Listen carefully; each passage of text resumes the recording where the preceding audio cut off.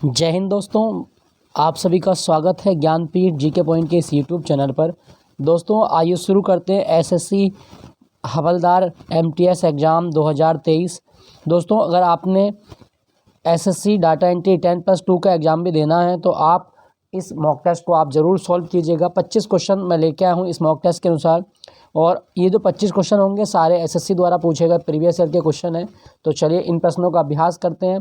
और ये mock test आपको अच्छा लगे तो आपसे रिक्वेस्ट है कि आप अपने दोस्तों के साथ में इसको शेयर कीजिएगा, ठीक है। चलिए अगले प्रश्न की ओर चलते हैं। फिर क्या कहा गया है पहला प्रश्न। तो आज के मॉक टेस्ट का पहला प्रश्न क्या कहता है। क्वेश्चन है आपका कि दुनिया के सबसे बड़े मैंग्रोव वन कहाँ स्थित हैं। तो क्वेश्चन है आपका पहला, दुनिया के सबसे बड़े मैंग्रोव वन आपको कहाँ देखने को मिलेंगे। दोस्तों आपको ध्यान रखना है कि दुनिया का सबसे बड़ा जो मैंग्रोव क्षेत्र है वो सुंदरवन नेशनल पार्क है। सुंदरवन डेल्टा या सुंदरवन नेशनल पार्क ये दुनिया का सबसे बड़ा मैंग्रोव क्षेत्र माना जाता है। और सुंदरवन का नाम सुंदरवन क्यों पड़ा है दोस्तों, क्योंकि यहाँ पर सुंदरी के वृक्ष पाए जाते हैं। और सुंदरी के वृक्ष जो है ना, ये आपकी एक मैंग्रोव वनस्पति होती है। मैंग्रोव वनस्पति की खास बात यह है दोस्तों, ये खारे पानी में भी उग सकती है, साथ साथ ये दलदली क्षेत्र में भी उग सकती है, ठीक है। खारे पानी और दलदली क्षेत्रों में उगने वाली वनस्पति है आपकी मैंग्रोव वनस्पति। और भारत में यह दुनिया का सबसे बड़ा मैंग्रोव क्षेत्र जो देखने को मिलेगा वो आपका पश्चिम बंगाल में देखने को मिलेगा सुंदरवन नेशनल पार्क में। याद रखिएगा दोस्तों, इंपॉर्टेंट है, पूछा जाता है, ठीक है, ये आप याद रखें। दोस्तों मैं आपको एक क्वेश्चन पूछता हूँ। देखो अभी ना G20 सम्मेलन हुआ था आपका इंडोनेशिया बाली में। 2022 का जो G20 सम्मेलन था वो बाली इंडोनेशिया में हुआ था। यहाँ पर आपको बताना है कि कौन से ऐसे देश थे जिन्होंने मैंग्रोव अलायंस बनाया है। मैंग्रोव गठबंधन किन देशों ने शुरू किया था, क्या भारत इसका सदस्य है या नहीं है, ये मुझे कमेंट में लिख के बताइएगा। कि G20 सम्मेलन 2022 जो हुआ था बाली में इंडोनेशिया के, तो ये आप याद रखना कि मैंग्रोव गठबंधन कौन कौन से देशों ने किया है। ये बड़ा इंपॉर्टेंट क्वेश्चन बन सकता है आपके लिए, ठीक है। तो मैंग्रोव वन भारत में मिलते हैं सुंदरवन में। क्या आपको पता है कि बजट में भी एक योजना लेके आई है सरकार मैंग्रोव वनों के लिए दोस्तों, मिस्टी योजना। याद रखना, बहुत बहुत इंपॉर्टेंट है। अगर आपसे पूछा जाए कि बजट 2023-24 में भारत सरकार ने मिस्टी योजना का जिक्र किया है, मिस्टी योजना किससे संबंधित है दोस्तों। मिस्टी योजना भारत में मैंग्रोव वनस्पति से संबंधित है। मतलब भारत के जो भी कोस्टल एरिया हैं, जो भी तटीय इलाके हैं, उन सब में हम मैंग्रोव वनस्पति का विस्तार करेंगे मिस्टी योजना के तहत। बहुत इंपॉर्टेंट है, याद रखिएगा, मिस्टी योजना मैंग्रोव वनों के लिए है। क्लियर दोस्तों। चलिए यहाँ पे ऑप्शन की कुछ बात कर लें। नंदा देवी फूलों की घाटी राष्ट्रीय उद्यान, दोस्तों ये आपका उत्तराखंड में चमोली में। नंदा देवी राष्ट्रीय उद्यान या फूलों की घाटी नेशनल पार्क उत्तराखंड चमोली। केवलादेव राष्ट्रीय उद्यान, केवलादेव है दोस्तों राजस्थान में। केवलादेव ये राजस्थान में। मानस, मानस आपका असम में है, ठीक है, मानस आपका असम में है, ये आप याद रखें। तो आपसे क्वेश्चन पूछा गया था दुनिया का सबसे बड़ा मैंग्रोव क्षेत्र सुंदरवन है, ऑप्शन ए। नेक्स्ट प्रश्न आपका, अमर्त्य सेन को नोबेल पुरस्कार किस क्षेत्र में मिला था दोस्तों। अमर्त्य सेन ये अर्थशास्त्र का नोबेल प्राप्त करने वाले पहले भारतीय थे। ऑप्शन डी इसका सही जवाब है, ठीक है। किस वर्ष में मिला था, 1998 में मिला था। ये भी आप याद रखें, सन पूछता है एग्जाम में। अच्छा, कौन सी शाखा के लिए मिला था इनको, तो अमर्त्य सेन ने कल्याणकारी अर्थशास्त्र की अवधारणा दी है। कल्याणकारी अर्थशास्त्र के बारे में किसने बताया है, तो अमर्त्य सेन ने कल्याणकारी अर्थशास्त्र के बारे में बताया है। ये आप याद रखिएगा, इंपॉर्टेंट है, पूछा जाता है। क्लियर दोस्तों मैं आपको इनकी किताब बताता हूँ, बाकी बाद में बात करेंगे। इनकी किताब है, बड़ी फेमस किताब है, बहुत आती है आजकल एग्जाम में। और इनकी किताब का नाम है द आर्ग्यूमेंटेटिव इंडिया। बहुत बहुत सुपर इंपॉर्टेंट किताब है, कई बार एग्जाम में पूछी जा चुकी है। द आर्ग्यूमेंटेटिव इंडिया, इस किताब का मतलब है कि भारत के लोगों के बारे में एक किताब लिखी गई है। और इन्होंने कहा है कि भारत के लोग बिना वजह की बहस बहुत करते हैं। मतलब सबसे ज़्यादा माहिर हैं भारत के लोग निराधार बातों पे बहस करने पे। धर्म के मुद्दों पे बहस कर लेंगे, है ना, चौकीदार बनने पे बहस कर लेंगे, उल्टी सीधी बातों पे बहस करते हैं। तो इसी किताब में लिखा गया है कि भारत का युवा अपनी शक्ति का सही उपयोग नहीं करता, वो गलत चीज़ों पर बहस करने में अपना समय गवा देता। आर्ग्यूमेंटेटिव इंडिया, ये किताब याद रखिएगा किसकी पुस्तक है, अमर्त्य सेन की। अमर्त्य सेन वही व्यक्ति हैं जिन्हें अर्थशास्त्र का नोबेल मिला था भारत की ओर से पहली बार, याद रखिएगा। दोस्तों मैं बात करता हूँ अब नोबेल पुरस्कार की। नोबेल पुरस्कार हर साल 10 दिसंबर को मिलते हैं, ठीक है। किस देश में मिलते हैं, स्वीडन में। किस तारीख को मिलेंगे, 10 दिसंबर को। डेट फिक्स होती है इनकी, याद रखना, 10 दिसंबर को हर साल दिए जाएंगे नोबेल पुरस्कार। कितने क्षेत्रों में मिलेंगे, तो 6 क्षेत्रों में मिलते हैं, जिसमें साहित्य का मिलेगा, शांति का मिलेगा, भौतिक, रसायन, अर्थशास्त्र और ये होगा, एक मिलेगा आपका चिकित्सा का, ठीक है। 6 क्षेत्र होते हैं दोस्तों। ये सारे नोबेल सिर्फ शांति के नोबेल को छोड़कर सब मिलेंगे स्वीडन में, लेकिन शांति का नोबेल नॉर्वे की राजधानी ओस्लो में दिया जाता है। कभी क्वेश्चन आए कि शांति का नोबेल कौन से शहर में मिलता है, ओस्लो में, और ओस्लो जो राजधानी है ये नॉर्वे की राजधानी है। क्लियर दोस्तों। नोबेल पुरस्कार की शुरुआत कब हुई थी? 1901 में, लेकिन सावधान रहना, अर्थशास्त्र का नोबेल 1968 में स्थापित हुआ था और 1969 में पहली बार दिया गया था, ठीक है। ये आप याद रखिएगा, इंपॉर्टेंट है, पूछ लेता है एग्जाम में। क्लियर। चलिए अगले प्रश्न की ओर चलते हैं। अच्छा, पहले भारतीय कौन थे नोबेल पुरस्कार प्राप्त करने वाले? रविंद्रनाथ टैगोर। पहले भारतीय या एशिया का पहला व्यक्ति कौन था जिसको नोबेल प्राइज़ मिला था? रविंद्रनाथ टैगोर। वर्ष 1913 में साहित्य का नोबेल मिला था, इनकी पोइट्री थी गीतांजलि, उसके लिए। क्लियर। नेक्स्ट प्रश्न की ओर चलते हैं। प्रतिहार वंश का सबसे महानतम शासक निम्नलिखित में से कौन था? दोस्तों, प्रतिहार वंश का सबसे महानतम शासक जो हुआ वो हुआ था आपका मिहिर भोज। मिहिर भोज, ये आप याद रखिएगा, ऑप्शन सी इसका सही जवाब है, मिहिर भोज। और मिहिर भोज जो है ना, इनकी राजधानी कन्नौज थी मिहिर भोज की राजधानी, ये भी आप याद रखना, कभी क्वेश्चन आए। और ये यूपी में आता है कन्नौज, ठीक है, ये भी आप याद रखिएगा। और अगर आपसे पूछे कि प्रतिहार वंश का संस्थापक कौन था, तो दोस्तों प्रतिहार वंश का संस्थापक है नागभट्ट। नागभट्ट प्रथम प्रतिहार वंश का संस्थापक है, लेकिन सबसे महान राजा हुआ मिहिर भोज, याद रखिएगा। नेक्स्ट प्रश्न है आपका, पौधे की वह कौन सी विशेषता है जो एक द्वितीय पौधे को एक दलीय पौधे से भेद करने में मदद करती है? दोस्तों, आपको याद रखना है कि कौन सी ऐसी विशेषता होती है जो एक दलीय पौधे को और जो द्वितीय पौधा होता है उसमें भेद करने में सहायक होती है, वो होती है आपकी वेनेजन। वेनेजन वह प्रक्रिया है जिसके आधार पर आप एक द्वितीय पौधे को एक दलीय पौधे से अलग कर सकते हैं, ये आप याद रखिएगा, वेनेजन। क्लियर। चलिए अगले प्रश्न की ओर चलते हैं। क्वेश्चन संख्या 5, क्या कहा गया है? उत्परिवर्तन का सिद्धांत किसने दिया था? दोस्तों, उत्परिवर्तन का मतलब क्या होता है? देखो, डीएनए में होने वाला स्थायी परिवर्तन, जब डीएनए आपका चेंज हो जाएगा, डीएनए में जब आपकी कोई परमानेंट चेंजिंग हो जाए तो उसको बोलेंगे उत्परिवर्तन। और उत्परिवर्तन के बारे में किसने बताया था? दोस्तों, उत्परिवर्तन के बारे में बताया था ह्यूगो डी व्रीज ने, ठीक है, ह्यूगो डी व्रीज। यहाँ पे राइस लिखा हुआ है, यहाँ पे थोड़ी सी मिस्टेक है, ब्रीज है इसके एक्चुअल में, ये सब ब्रीज। ह्यूगो डी व्रीज के द्वारा उत्परिवर्तन का सिद्धांत दिया गया था, आप याद रखें, इंपॉर्टेंट है। ऑप्शन सी, उत्परिवर्तन बताया दिया आपको क्या होता है, डीएनए में होने वाला परिवर्तन। नेक्स्ट आपका, निम्नलिखित तत्वों में से किसका गलनांक सबसे कम है? दोस्तों, कौन से तत्व का गलनांक सबसे कम है हमें बताना है, तो इसका सही जवाब क्या होगा दोस्तों? हीलियम। इन ऑप्शन के अनुसार हीलियम का गलनांक सबसे कम है। टंगस्टन का बहुत ज़्यादा होता है, आप याद रखना। तो हीलियम का गलनांक कितना होता है आपका? -273 डिग्री सेल्सियस, ये हीलियम का गलनांक होता है। टंगस्टन का कितना होता है, ये आप याद, इसका बहुत होता है, 3422 डिग्री सेल्सियस। इसीलिए जो विद्युत बल्ब का फिलामेंट होता है वो टंगस्टन का बना होता है, क्योंकि इसका गलनांक बहुत ज़्यादा है, मतलब विद्युत की क्षमता को ये क्या कर सकता है, मतलब उसको झेल सकता है, ये आप याद रखिएगा, ठीक है। सबसे कम गलनांक हीलियम। दोस्तों, मैं आपको एक चीज़ बता दूं, अगर आपसे पूछे कि जो गुब्बारे होते हैं ना, गुब्बारों में कौन सी गैस भरी जाती है? वो जो गुब्बारे जो वायुमंडल में उड़ते हैं, मतलब जिनके रास्ते से आप पर्यटन कर सकते हैं, वो आप जो गुब्बारे होते हैं उनमें हीलियम भरते हैं। और समुद्र में जो गोताखोर नीचे जाते हैं, समुद्र की तली में गोताखोर अपने सिलेंडर में 2 गैसों का मिक्सचर भरते हैं, एक हीलियम और एक ऑक्सीजन। याद रखना, पूछ लेता है एग्जाम में, बहुत बहुत इंपॉर्टेंट है। दोस्तों देखो, आपसे क्वेश्चन पूछेगा सल्फर के बारे में, सल्फर की इकाई क्या होती है? S8, याद रखना, S8 सल्फर की इकाई है। ऑप्शन इसका सही जवाब क्या होगा? हीलियम का गलनांक सबसे कम है। क्वेश्चन संख्या 7 क्या कहता है? क्वेश्चन संख्या 7, निम्नलिखित तत्वों में से किसकी परमाणु संख्या फास्फोरस की तुलना में अधिक है? अच्छा, इसका ऑप्शन देख लेते हैं। तो ये ऑप्शन है आपके, किसकी जो परमाणु संख्या है वो फास्फोरस से अधिक है। देखो, फास्फोरस का कितना होता है? फास्फोरस का होता है आपका 17 किलो, 15 फास्फोरस। सिलिकॉन का होता है 14, मैग्नीशियम का होता है परमाणु क्रमांक 12, क्लोरीन का होता है 17 और एल्यूमिनियम का होता है आपका 13। तो आप बताओ किसकी ज़्यादा हो गई आपकी? तो दोस्तों इसका सही जवाब होगा 17 वाला। 17 किसका है आपका? क्लोरीन का। तो क्लोरीन का परमाणु क्रमांक सबसे ज़्यादा है इन ऑप्शन के अनुसार, तो 7 का सही जवाब है ऑप्शन सी 17। याद रखिएगा, इंपॉर्टेंट है, ठीक है, पूछा जाता है। दोस्तों यहाँ पे ना एक ऑप्शन में लिखा गया आपका मैग्नीशियम। मैग्नीशियम का एक साल्ट बहुत पूछता है एग्जाम में, इप्सम। इप्सम किसका साल्ट है? तो इप्सम जो लवण है वो मैग्नीशियम का होता है और इसका सूत्र होता है MgSO4 × 7H2O।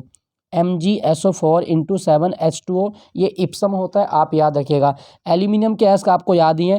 क्रायोलाइट, अगर आपसे पूछे क्रायोलाइट किसका एस्क है, दोस्तों क्रायोलाइट जो एस्क होता है वो एल्यूमिनियम का होता है। क्रायोलाइट किसका एस्क है? एल्यूमिनियम का। और बॉक्साइट किसका होता है? एल्यूमिनियम का होता है, आप याद रखिएगा। डायस्पोर भी होता है वैसे तो ये आप याद रखें। तो फास्फोरस की तुलना में क्लोरीन का परमाणु क्रमांक ज़्यादा है। नेक्स्ट आपका, एक आईपी एड्रेस को इंटरनेट प्रोटोकॉल के डिजाइनरों के डैश बिट संख्या के रूप में परिभाषित किया गया है। दोस्तों ये हमें बताना है आपका कि जो एक आईपी एड्रेस होता है, इसमें जो इंटरनेट प्रोटोकॉल है उसमें जो बिट होती है वो कितनी होती है। तो ये आप याद रखिएगा, इंटरनेट प्रोटोकॉल संस्करण 4 में जो आईपी एड्रेस होता है वो 32 बिट की संख्या के रूप में परिभाषित होता है। 32 बिट की संख्या के रूप में परिभाषित होता है, ये आप याद रखिएगा। 32 होते हैं इसमें, क्लियर, ये आप याद रखें। दोस्तों क्या आपको पता है इंटरनेट का जनक कौन है? इंटरनेट का जनक है बिंटन सर्फ। कभी क्वेश्चन आए कि किस व्यक्ति को इंटरनेट का जनक माना गया? बिंटन सर्फ को इंटरनेट का जनक माना जाता है, याद रखिएगा, इंपॉर्टेंट है, पूछ लेता है। नेक्स्ट पॉइंट की ओर चलते हैं। निम्नलिखित में से कौन सा एक वायु आधारित भारतीय संगीत वाद्य यंत्र है? अच्छा, वायु आधारित का मतलब क्या है कि स्वर, मतलब उसमें फूंक मारी जाती है तब वो बजेगा। तो दोस्तों ये आप याद रखना, संवादिनी। संवादिनी एक ऐसा वाद्य यंत्र है जो आपका, मतलब हारमोनियम बोलते हैं इसको हम, हारमोनियम। इसमें जब तक मतलब आप वायु कंप्रेस नहीं करेंगे तब तक ये बजेगा नहीं। तो संवादिनी, या इसको बोलते हैं हारमोनियम, ठीक है, हारमोनियम, ये आप याद रखिएगा, हारमोनियम होता है ये। क्लियर दोस्तों हम बात कर रहे हैं संगीत के बारे में, केवल मैं संगीत की बात करता हूँ। अगर आपसे जी के क्वेश्चन पूछा जाए कि ग्रैमी अवार्ड किस क्षेत्र में दिया जाता है, ये बहुत आता है, ग्रैमी अवार्ड किस क्षेत्र में दिया जाता है, तो आप याद रखिएगा ग्रैमी अवार्ड संगीत के क्षेत्र में दिया जाने वाला दुनिया का सबसे बड़ा अवार्ड है, Grammy award. Very very important, याद रखिएगा। क्वेश्चन संख्या 10 की ओर चलते हैं। क्या कहा गया है? क्वेश्चन संख्या 10, इसके बारे में बात करते हैं। क्या कहता है क्वेश्चन संख्या 10? इसमें कहा गया टेराकोटा मंदिरों के लिए प्रसिद्ध बिष्णुपुर कहाँ पर स्थित है? दोस्तों टेराकोटा मंदिरों के लिए जो बिष्णुपुर मिलेगा आपको, बिष्णुपुर एक जिला है पश्चिम बंगाल में। ऑप्शन ए इसका सही जवाब है, पश्चिम बंगाल में है बिष्णुपुर, याद रखिएगा, इंपॉर्टेंट है, पूछा जाता है, ठीक है। दोस्तों अगर आपसे पूछा जाए कि भारत, पश्चिम बंगाल के बारे में बात कर लूँ तो वो पश्चिम बंगाल ना, एक चीज़ याद ना, भारत में सबसे ज़्यादा जूट कहाँ होता है? पश्चिम बंगाल में होता है, ठीक है। पश्चिम बंगाल में एक त्यौहार होता है दुर्गा पूजा, बहुत पूछेगा आपके एग्जाम में। और पश्चिम बंगाल में अगर आपसे पूछा जाए कि गंभीरा कहाँ का डांस है, तो ये बहुत इंपॉर्टेंट डांस है, आपसे पूछा जाता है गंभीरा डांस कहाँ का है। दोस्तों गंभीरा डांस पश्चिम बंगाल का डांस है, ठीक है, गंभीरा डांस है। ब्रिता डांस होता है यहाँ पे, ब्रिता डांस, ये आप याद रखिएगा, क्लियर। अच्छा यहाँ पे एक आपसे क्वेश्चन और पूछेगा कि भारत में बुक्सा टाइगर रिजर्व कहाँ पर है? तो बुक्सा टाइगर रिजर्व पश्चिम बंगाल में है, याद रखना, बुक्सा टाइगर रिजर्व पश्चिम बंगाल, इंपॉर्टेंट है, पूछ लेता है एग्जाम में, क्लियर। चलिए अगले प्रश्न की ओर चलते हैं। अच्छा भारत में कितने राज्य हैं? भारत में 28 राज्य हैं और 8 केंद्र शासित प्रदेश हैं, ठीक है, 28 राज्य और 8 केंद्र शासित प्रदेश हैं, आप याद रखिएगा। नेक्स्ट प्रश्न की ओर चलते हैं। चाय की पत्तियां चुनने वालों की न्यूनतम वेतन सुनिश्चित, चाय की पत्तियां चुनने वालों के लिए न्यूनतम वेतन सुनिश्चित करने से क्या होगा? अच्छा हमें बताना है कि इसका दोष क्या हो सकता है, या इसकी मतलब क्या चीज़ हो सकती है। दोस्तों यदि आपने चाय की पत्तियां चुनने वालों का वेतन क्या कर दिया, निर्धारित कर दिया, तो क्या होगा? सभी चाय कंपनियों के लिए चुनने की लागत में वृद्धि होगी। तो ऑप्शन डी इसका सही जवाब होगा। अगर वेतन आपने निर्धारित कर दिया तो इसमें उनके वेतन में वृद्धि हो जाएगी। दोस्तों मैं बात करता हूँ चाय के बारे में। देखो अगर आपसे पूछा जाए चाय की खेती के लिए मिट्टी की प्रकृति कैसी हो? अम्लीय होनी चाहिए। चाय की खेती के लिए मिट्टी कैसी हो? अम्लीय मृदा हो, ये आप पहला बिंदु याद रखिएगा, ठीक है। भारत में सबसे ज़्यादा चाय किस राज्य में होती है? असम में सबसे ज़्यादा चाय होती है। दूसरा बात आप याद रखना, भारत में चाय बोर्ड का मुख्यालय किस शहर में है? तो दोस्तों भारत में चाय बोर्ड का मुख्यालय कलकत्ता में है। भारत में चाय बोर्ड का मुख्यालय कहाँ पर है? कलकत्ता में है, आप याद रखिएगा, क्लियर। 3-4 क्वेश्चन हो गए। अगला क्वेश्चन अगर आपसे पूछे चाय में कौन सा अम्ल है, तो चाय में कौन सा अम्ल पाया जाता है? टैनिक अम्ल। चाय में टैनिक अम्ल पाया जाता है, ये आप याद रखें। चाय में उत्तेजक पदार्थ कौन सा है? थीन। चाय में थीन उत्तेजक पदार्थ पाया जाता है, ये आप याद रखिएगा। दूसरी बात, अगर आपसे पूछे कि चाय दिवस कब होता है, 21 मई को चाय दिवस मनाया जाता है, ये भी आप याद रखिएगा। चाय की खेती के लिए कौन सी मिट्टी है, लेटराइट मिट्टी, ठीक है, अम्लीय प्रकृति की होनी चाहिए। आपसे पूछे चाय किस भाषा का शब्द है, तो चीनी भाषा का शब्द है। तो ये सारे बिंदु आपको याद रखने चाय के बारे में, ठीक है। चलिए अगले प्रश्न की ओर चलते हैं। तो आपसे कहा गया था कि चाय की पत्तियां चुनने वालों के वेतन अगर आपने निश्चित कर दिए तो इसमें क्या होगा, सभी चाय कंपनियों के लिए चुनने की लागत में वृद्धि होगी। ऑप्शन डी इसका सही जवाब है। नेक्स्ट प्रश्न आपका, किस प्रकार का रोगजनक जल जनित हेपेटाइटिस ए का कारण बनता है, किस प्रकार का रोगजनक जल जनित रोग हेपेटाइटिस ए का कारण बनता है। अच्छा दोस्तों, हेपेटाइटिस ए जो होता है ना, वो लीवर की बीमारी होती है, लीवर की बीमारी है और ये वायरस के संक्रमण से होती है। हेपेटाइटिस ए किससे होता है, वायरस से होता है। ऑप्शन बी इसका सही जवाब है, ऑप्शन बी, ठीक है। दोस्तों अगर आपसे पूछा जाए कि वायरस की खोज किसने की थी, तो वायरस की खोज जो की थी वो की थी इवानोवस्की ने। वायरस की खोज किसने की थी, इवानोवस्की के द्वारा वायरस की खोज की गई थी। आप याद रखिएगा, पूछा जाता है। वायरस ना तो सजीव है ना ही निर्जीव, बल्कि सजीव और निर्जीव के बीच की कड़ी माना जाता है। याद रखना इसके बारे में सारी चीजें, क्लियर। चलिए अगले प्रश्न की ओर चलते हैं। क्वेश्चन कहा गया है, इस खाली स्थान में भरना है, क्या आना है कि एक प्राकृतिक विद्युतीय गतिविधि है जिसकी विशेषता आकाश में लाल और हरा प्रकाश किरणों की उपस्थिति है और जो विशेष तौर पर उत्तरी या दक्षिण चुंबकीय क्षेत्र के निकट घटित होती है। अच्छा यह क्या होता है दोस्तों सॉरी दोस्तों, इस घटना का नाम होता है ऑरोरा। इस घटना को बोलते हैं ऑरोरा। ऑरोरा जो है ना, ये वायुमंडल में विभिन्न मतलब लाल और हरे रंग के प्रकाश की एक मतलब स्पेक्ट्रम बनता है। तो ये आप याद रखिएगा, इसको ऑरोरा बोलते हैं, ठीक है, ऑरोरा बोलेंगे। इंपॉर्टेंट है, पूछा जाता है। ये आर्कटिक और अंटार्कटिक क्षेत्र में दिखाई देता है, बहुत इंपॉर्टेंट है और फिर बहुत तीव्र गति का प्रकाश इसमें होता है, ये आप याद रखिएगा ऑरोरा। इसकी कभी आप नेट पर फोटो देखना किस तरह का रंगीन प्रकाश होता है ये ऑरोरा। नेक्स्ट प्रश्न को चलते हैं। क्वेश्चन कहा गया है, सबरीमाला। सबरीमाला एक हिंदू तीर्थ क्षेत्र है, यह किस बाघ अभयारण्य के क्षेत्र में स्थित है।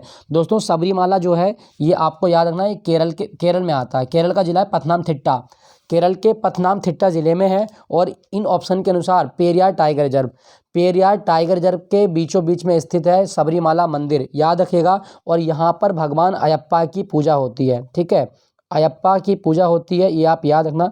पूछा जाता है कि सबरीमाला मंदिर किस देवताओं को समर्पित है, भगवान अयप्पा को समर्पित है और ये कहाँ पर है, केरल में है। क्लियर दोस्तों। चलिए अच्छा, यहाँ पे लिखा गया आपका कान्हा। कान्हा किसली नेशनल पार्क, ये मध्य प्रदेश में है, ठीक है। पन्ना, पन्ना टाइगर रिजर्व मध्य प्रदेश। बांदीपुर, बांदीपुर आपका ये है आपका कर्नाटक, झारखंड सॉरी कर्नाटक में है, ठीक है। पेरियार कहाँ पर आपका, केरल में।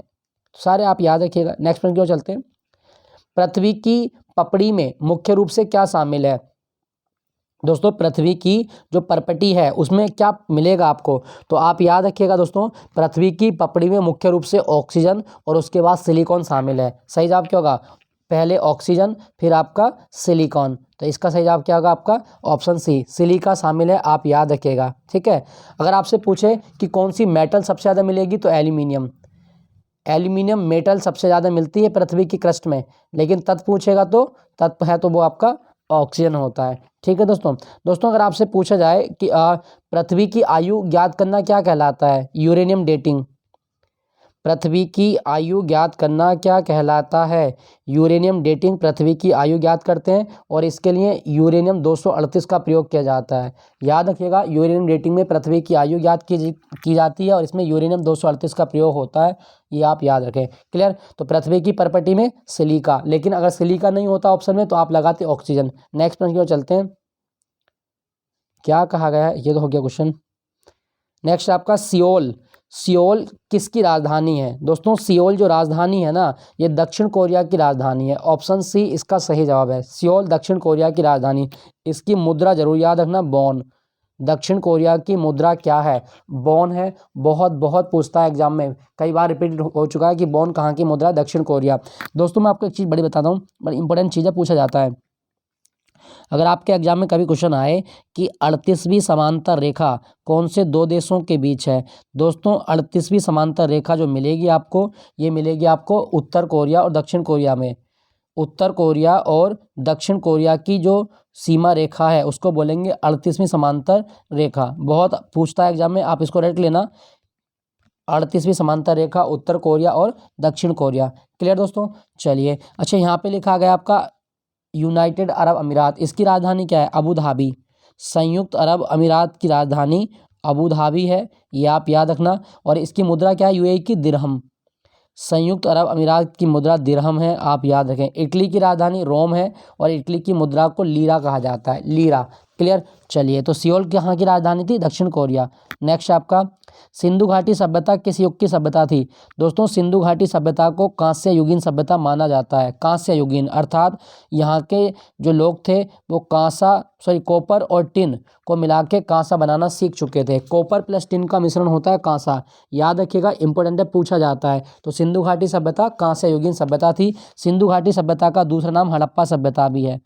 सिंधु घाटी सभ्यता का दूसरा नाम क्या है? हड़प्पा सभ्यता है, आप याद रखिएगा। और सिंधु घाटी सभ्यता दुनिया की सबसे पहली नगरीय सभ्यता मानी जाती है। ये नगरीय सभ्यता थी, ध्यान रखिएगा इसके बारे में, अर्बन सिविलाइजेशन थी। क्लियर। नेक्स्ट प्रश्न की ओर चलते हैं। अकबर ने किसे मियाँ का शीर्षक दिया था? दोस्तों अकबर ने मियाँ की उपाधि किसे दी है? तो मियाँ कहा गया है तानसेन को। तानसेन को मियाँ कहा जाता है। अच्छा, क्या आपको पता है तानसेन का वास्तविक नाम क्या था? चलो कमेंट में लिख के बताइएगा तानसेन का असली नाम क्या था। चलो मैं ही बता देता हूँ, रामतनु पांडे। तानसेन का वास्तविक नाम था रामतनु पांडे, याद रखिएगा, बहुत बहुत इंपॉर्टेंट है। और ये अकबर के नवरत्नों में माने जाते हैं और ये संगीत के क्षेत्र में इन्होंने बहुत मतलब प्रसिद्धि हासिल की है। तानसेन, तानसेन को कंठाभरण वाणी विलास की उपाधि भी दी गई है अकबर के द्वारा। तानसेन का मकबरा कहाँ पर है और तानसेन महोत्सव होता कहाँ पर है? देखो तानसेन का मकबरा है आपका ग्वालियर में, और यहीं पर आपका होगा तानसेन महोत्सव, संगीत के लिए होता है मध्य प्रदेश में तानसेन महोत्सव, ये आप याद रखिएगा। क्लियर दोस्तों। अच्छा, यहाँ पे एक ऑप्शन में लिखा गया है आपका बीरबल। बीरबल का असली नाम क्या है? महेश दास। महेश दास ये बीरबल का असली नाम है। और बीरबल इकलौता हिंदू है जिसने अकबर के दीन ए इलाही धर्म को स्वीकार किया था। याद रखना दोस्तों, अकबर जो है ये मुगल वंश का तीसरा राजा है। पहला बाबर, दूसरा हुमायूं, हुमायूं के बाद में अकबर। और अकबर ने 1582 में दीन ए इलाही धर्म चलाया था। दीन ए इलाही धर्म किसने चलाया? अकबर ने। नेक्स्ट है आपका अगला क्वेश्चन। तो आपसे क्वेश्चन पूछा गया था कि मियाँ का टाइटल किसे मिला था? तानसेन। नेक्स्ट, लेजर का आविष्कार किसने किया था? दोस्तों लेजर का आविष्कार जो किया था वो किसके द्वारा किया गया? तो सही जवाब होगा आपका गॉर्डन गॉल्ड। लेजर का आविष्कार किसने किया था? गॉर्डन गॉल्ड के द्वारा किया गया है, 1957 में हुआ था, ये आप याद रखें। नेक्स्ट आपका बल आघूर्ण। बल आघूर्ण का एसआई इकाई क्या है? दोस्तों बल आघूर्ण की जो एसआई इकाई होती है वो न्यूटन मीटर होती है। न्यूटन मीटर, देखो यहाँ पे न्यूटन प्रति लिखा हुआ है, ये गलत हो जाएगा आपका। और यहाँ पे न्यूटन सेकंड, अच्छा ये है आपका न्यूटन मीटर। बल आघूर्ण कैसी राशि है? सदिश राशि है। बल आघूर्ण कैसी राशि है? सदिश राशि है, इंपॉर्टेंट है, याद रखिएगा, पूछ लेता है आपके एग्जाम में। नेक्स्ट प्रश्न क्यों चलते हैं। क्वेश्चन है 21, क्या कहता है भौतिक मात्रा ज्योति की इकाई क्या है? दोस्तों भौतिक मात्रा ज्योति की इकाई क्या होती है? लक्स। Option C lux. अच्छा, अगर आपसे पूछा जाए लक्स मीटर क्या होता है? दोस्तों प्रकाश की तीव्रता को मापते हैं लक्स मीटर से, याद रखना इसके बारे में। लक्स मीटर क्या होता है? प्रकाश की तीव्रता मापते हैं। क्लियर दोस्तों। चलिए अच्छा, यहाँ पे लिखा गया है वेबर। अगर आपसे पूछा जाए कि वेबर किसका मात्रक है? ये मैग्नेटिक फील्ड जो होता है, चुंबकीय क्षेत्र की तीव्रता का मात्रक है।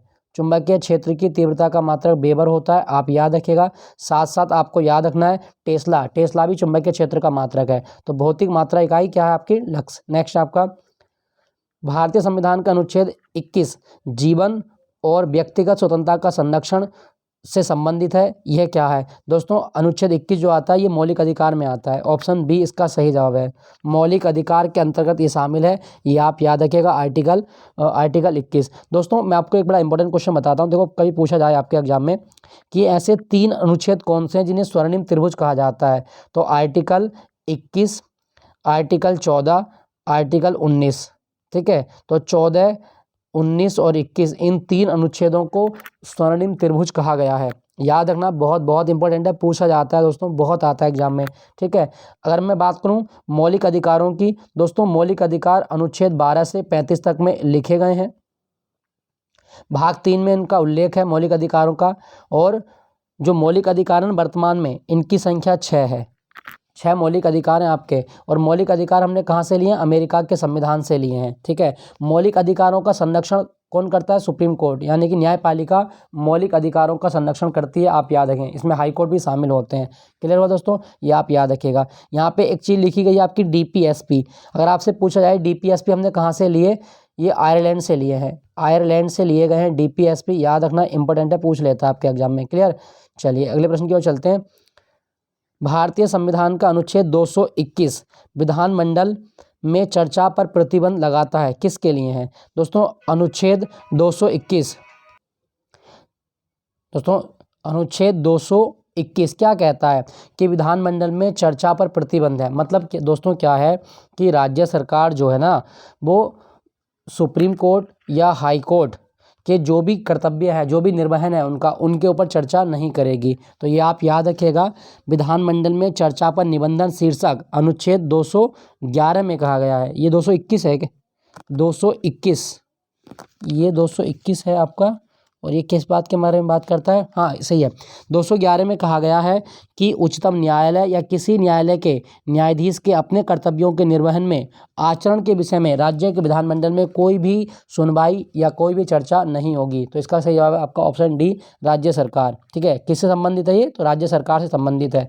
ऑप्शन डी इसका सही जवाब है। क्लियर। नेक्स्ट प्रश्न की ओर चलते हैं। इसमें क्या कहा गया? निम्नलिखित में से क्या रबी की फसल है? अच्छा, रबी की फसल के बारे में बताना है कि रबी की फसल कौन सी है। दोस्तों गेहूं जो होता है वो रबी की फसल होती है। आप याद रखिएगा, इंपॉर्टेंट है। रबी की फसलों को बसंत की फसलें कहा जाता है। रबी की फसलों को बसंत की फसलें कहा गया है, ये आप याद रखिएगा। ये बोई कब जाती हैं? अक्टूबर और नवंबर में। काटी कब जाएंगी? ये मार्च अप्रैल में काट ली जाती हैं। ठीक है, ये आप याद रखिएगा। जैसे आपका आलू, मटर, सरसों, मसूर, चना, ये सब जो होती हैं वो आपकी रबी की फसल होती हैं। ठीक है, बाकी यहाँ पे लिखा गया बाजरा, ज्वार, ये सब आपके खरीफ की फसल हैं। 2023 को बाजरे का वर्ष भी घोषित किया गया है, याद रखिएगा। नेक्स्ट प्रश्न आपका, the secret of the Nagas पुस्तक के लेखक कौन है? दोस्तों the secret of the Nagas पुस्तक जो लिखी है वो किसके द्वारा लिखी गई है? अब क्या होगा दोस्तों इसका? अमीश त्रिपाठी। ऑप्शन ए इसका सही जवाब है। सीक्रेट ऑफ द नागाज पुस्तक शिवा ट्राइलॉजी, ये अमीश त्रिपाठी ने लिखी है। ऑप्शन ए इसका सही जवाब है। तो दोस्तों ये था आज का एक छोटा सा मॉक टेस्ट। आई होप ये सेशन आपको अच्छा लगा होगा। अच्छा लगे तो एक लाइक कीजिएगा। जल्दी मिलता हूँ आपको अगले मॉक टेस्ट के साथ में। Thank you for watching Gyanpeeth ji के पॉइंट।